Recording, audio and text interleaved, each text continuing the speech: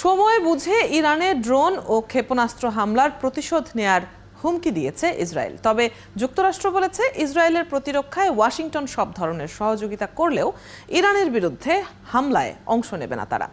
এখন পর্যন্ত ইরানের হামলার জবাবে পাল্টা কোনো হামলা চালায়নি ইসরায়েল। ইরানের হামলার পর রবিবার অনুষ্ঠিত ইসরায়েলের যুদ্ধকালীন মন্ত্রিসভা বৈঠক থেকেও আসেনি কোনো চূড়ান্ত সিদ্ধান্ত। ইরান দাবি করেছে ইসরায়েলের যে সামরিক অবকাঠামোগুলোকে লক্ষ্যবস্তুতে পরিণত করা হয়েছিল তার সবগুলোতেই ক্ষেপণাস্ত্র আঘাত এনেছে।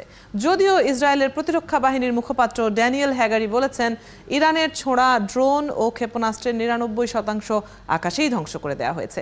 এদিকে জাতিসংঘ মহাসচিব অ্যান্তনিও গুতেরেস বলেছেন মধ্যপ্রাচ্য এখন খাদের কিনারে, এই অঞ্চলের মানুষ ধ্বংসাত্মক সংঘাতের মুখোমুখি।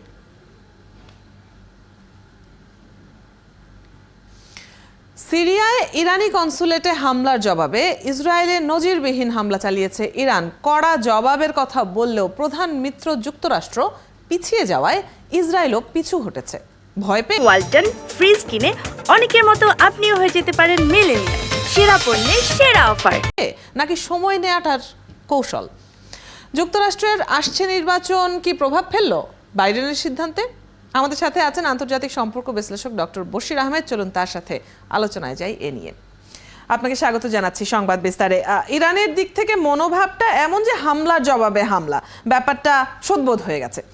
কিন্তু বিষয়টার এখানেই ইতি টানলে যেটি ভালো হতো, যেটি তাদের মনোভাব থেকে বোঝা যাচ্ছে, ইসরায়েল যুক্তরাষ্ট্রের সিগন্যাল না পেয়ে উপযুক্ত সময়ের কথা বলে তো পিছিয়ে গেল।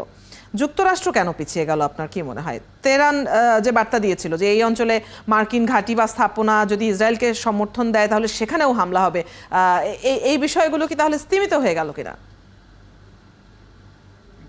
ধন্যবাদ আপনাকে। যে ইরান এবং ইসরায়েলের মধ্যে এই যে সাম্প্রতিক হামলা পাল্টা হামলার পরিপ্রেক্ষিতে আপনি যেটা বললেন যে মার্কিন যুক্তরাষ্ট্র পিছিয়ে গেছে কেন, কারণ আপনি জানেন যে মার্কিন যুক্তরাষ্ট্রের উপসাগরে তার প্রায় 6টি দেশে তার সামরিক স্থাপনা আছে এবং 3টি দেশে তার এই মুহূর্তে তার সৈন্য আছে। তো ফলে যেটা এই মধ্যপ্রাচ্যে যে মার্কিন যুক্তরাষ্ট্রের সামরিক উপস্থিতি, তার ভূরাজনৈতিক অবস্থান, তার কর্তৃত্ব বজায় রাখার জন্য সে ঠিক এই সময়টাতে ইরানের সাথে একটি সরাসরি যুদ্ধে জড়াতে চাচ্ছে না। সেটা তার জাতীয় নিরাপত্তা এবং তার আন্তর্জাতিক সম্পর্কে বা আন্তর্জাতিক আধিপত্য বজায় রাখা তার একটা স্ট্র্যাটেজি। যদিও মধ্যপ্রাচ্যে আপনি যেটা বলছেন যে ইসরায়েলের নিরাপত্তা বা ইসরায়েলের নিরাপত্তার জন্য মার্কিন যুক্তরাষ্ট্র সবকিছুই করবে, সেটা বাইডেন বারবারই বলেছেন এবং সেটা তাদের ঐতিহাসিক ভাবে সেই সম্পর্কের দিকে যাচ্ছে। কারণ মার্কিন যুক্তরাষ্ট্র এবং এই গত পরশু দিনের হামলায় আমরা দেখেছি সেখানে মার্কিন যুক্তরাষ্ট্র এবং যুক্তরাজ্য, ফ্রান্স সেখানে কিন্তু আপনার এই এয়ার ডিফেন্স সিস্টেমকে কিন্তু সহায়তা করেছে, যার ফলে যেটা বলা হচ্ছে এখন যে আপনার যে আক্রমণটা চালিয়েছে ইরান, সে তার প্রায় 99%ই তারা কিন্তু ব্যর্থ করতে দিতে পেরেছে। এটা কিন্তু শুধু আপনার ইসরায়েলের এয়ার ডিফেন্স কিন্তু সেখানে সক্ষম হয়নি, কারণ পুরোটাই কাজ করেছে কিন্তু মার্কিন যুক্তরাষ্ট্র এবং সেখানে যুক্তরাজ্য ছিল, সেখানে ফ্রান্স ছিল এবং আপনি জানেন যে সেখানে আপনার জর্ডানও ভূমিকা পালন করেছে। ফলে আমার কাছে যেটা মনে হচ্ছে যে এবং হামলার পরে কিন্তু বাইডেনের সাথে আপনার নেতানিয়াহুর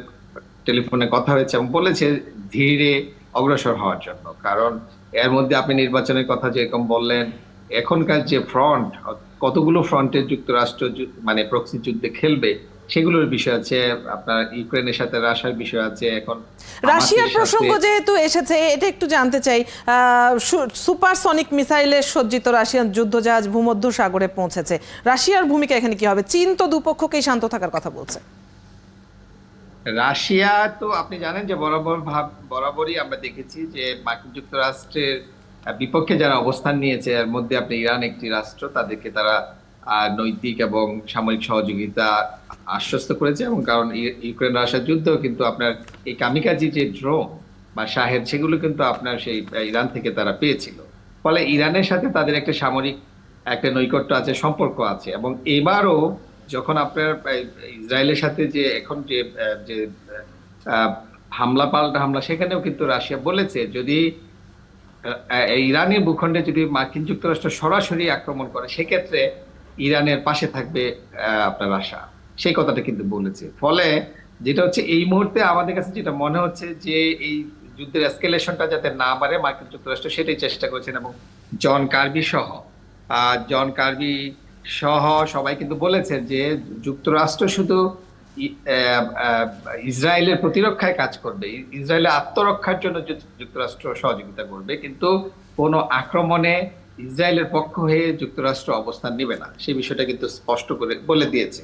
ফলে আমি মনে করি যে এই মুহূর্তে যুক্তরাষ্ট্রের যে স্ট্র্যাটেজি, অর্থাৎ পুরো আপনার মধ্যপ্রাচ্যকে কে আপনার একটি ফ্রেমে রাখা, সেখানে আপনার সৌদি আরব এবং অন্যান্য দেশগুলো, ইভেন মিশর, তারাও কিন্তু বলেছে যে এই এই এই যুদ্ধের যাতে এক্সপানশন না হয়, কারণ এই যুদ্ধের এক্সপানশনে এখন বিশ্বের যে অর্থনৈতিক যে ক্ষতির সম্মুখীন হওয়ার সম্ভাবনা আছে, সেই চাপ, অর্থনৈতিক, রাজনৈতিক সেই চাপগুলো মোকাবেলার জন্য কিন্তু বিশ্ব এই মুহূর্তে প্রস্তুত না। তবে আমার কাছে যেটা মনে হচ্ছে যে এই হামলা যে রিটালিয়েশন, সেটা হয়তো আপনার ইসরায়েল নানাভাবেই করতে পারে, সেটা সরাসরি আক্রমণ করতে পারে, সেটা জি। হয়তো সময় নিয়ে তাদের তারা যেভাবে করে সেভাবেও করতে পারে। কিন্তু আমার কাছে যেটা মনে হচ্ছে যে এই যুদ্ধ যাতে এসকেলেশন না হয়, যুদ্ধ যাতে সরাসরি একটি যুদ্ধ যাতে জড়িয়ে না পড়ে, সেই লক্ষ্যেই কিন্তু আপনার মার্কিন যুক্তরাষ্ট্র তার পররাষ্ট্রনীতি প্রণয়ন করছে এবং তার বাইলেটারাল রিলেশনস এবং বহুপাক্ষিক রিলেশনস সেই দিকেই যাচ্ছে বলে আমার মনে হচ্ছে। মধ্যপ্রাচ্যের দেশগুলোর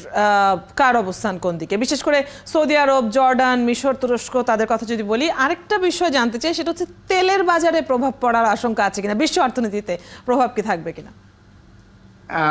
আমি যদি তেলের বিষয়টা বলি, অবশ্যই সেটা আছে, কারণ আপনি জানেন যে যদি যুদ্ধ শুরু হয় সেক্ষেত্রে আপনি এই হরমুজ প্রণালী, যেটা কিন্তু আপনি ইরান অনেকদিন যাবতই কিন্তু হুমকি দিয়ে আসছে, যে যেখানে আপনার পৃথিবীর প্রায় 1/4 আপনার তেল, জ্বালানি তেল এই হরমুজ প্রণালী দিয়ে আপনার পরিবহন হয়, সেটা তারা বন্ধ করে দিবে, এই ধরনের হুমকি আছে।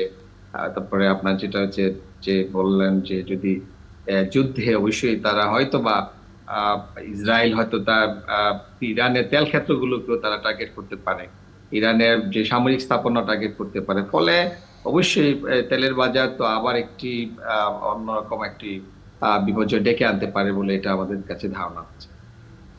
আপনাকে অনেক ধন্যবাদ এই বিষয়ে আপনার বিশ্লেষণ জানিয়ে দেওয়ার জন্য। এবং তেলের বাজারের প্রভাব পড়া মানে বিশ্ব অর্থনীতিতে সেটার একটা বড় প্রভাব পড়া, সেই দিকে নিশ্চয়ই আসলে যারা এই যুদ্ধের সাথে কোনোভাবে সরাসরি সম্পৃক্ত নয় তাদেরও চোখ নিশ্চয়ই সেদিকটাতে থাকবে।